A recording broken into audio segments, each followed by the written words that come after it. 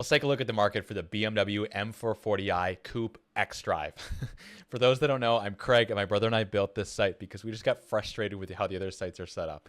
When I'm looking at the market for the M440i, I'm looking at availability, spec, market velocity, and budget. Starting off with availability. We haven't really seen all that much change in the last 3 months on the market for the M440i. The biggest change has been more 2026s are landing on lots.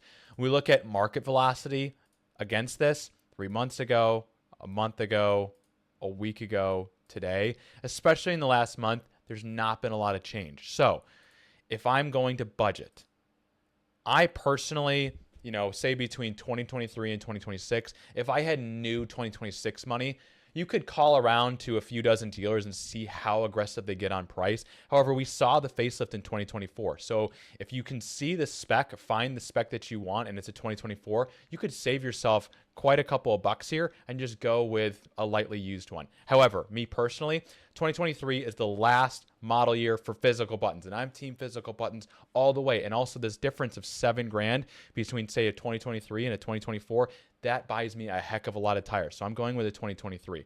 Next, when I look at the market for this is my sweet spot.